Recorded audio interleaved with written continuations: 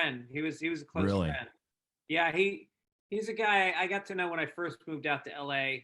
And truly, I mean, all you hear is the word kind in Yeah. everybody's Twitter post about him. But he truly was, like, from the time I came out, and he didn't know me. I moved out to LA, and um, he just immediately, like, gave me his number and would just call me randomly. I think he must have done my podcast like 8 or 9 times.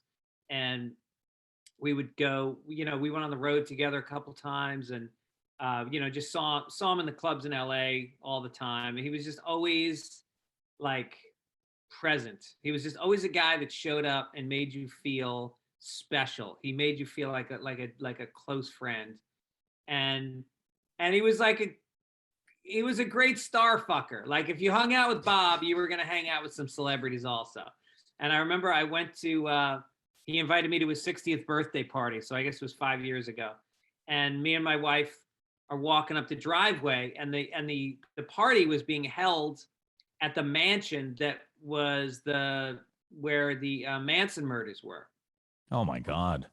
And the house is now owned by the guy that produced Full House, who, while he was producing Full House, had 2 other primetime sitcoms on the air. 3 sitcoms at the same time. So this guy, and they all syndicated. So this guy is rolling in dough. So what do you do when you make some money?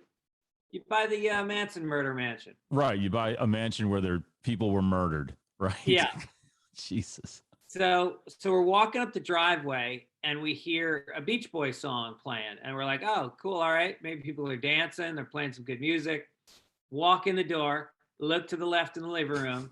No. It's the Beach Boys. The Beach Boys. It's fucking Mike Love, and then John Stamos is playing drums, and I think Ben Stiller was playing bass or something. Oh my God.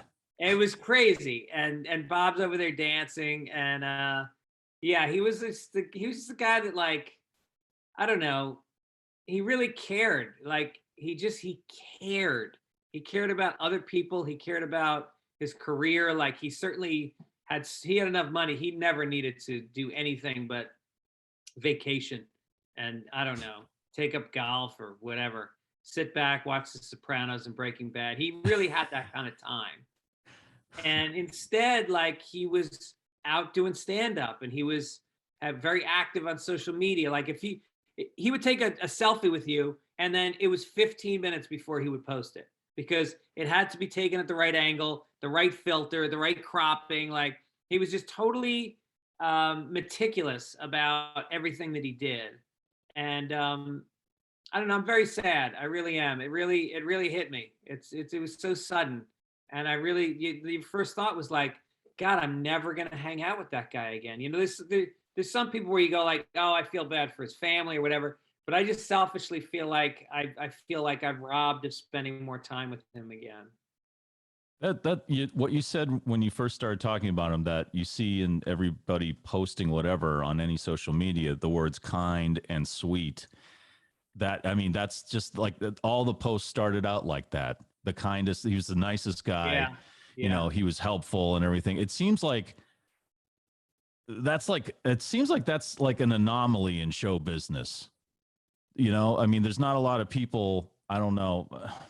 I got to meet him a couple of times when I worked at the WAAF, and he was just like, when you turn the mic on, he was, Bob Saget, the stand-up comedian, but in between, during commercials or whatever, just the nicest guy, taking pictures and telling stories, and it's amazing. It's great that someone like that was able to achieve a great deal of success. Yeah, and he's one of those guys, like, a lot of people start in stand-up and then they make it in acting, and then they just leave stand-up behind, like it was the booster rocket that got them off, and then it just trails off into the ocean. But he really was committed to, he had just put out a new special last year or the year before, and he was about to do 30 dates on the road. Like, it was the thing that he cared the most about. And he did it all. He directed. He wrote a book that I read that was outstanding. It was a memoir of his life. It was very touching about his sister dying of scleroderma, and he lost both his parents, and he just acted, stand up, hosted, did voiceover on that other sitcom. He just, the guy was a powerhouse. And like you said, he really didn't have to. I mean, he made so much money on Right. Full House and America's Funniest Home Videos, and Right. but he just loved doing it, and that's what I loved.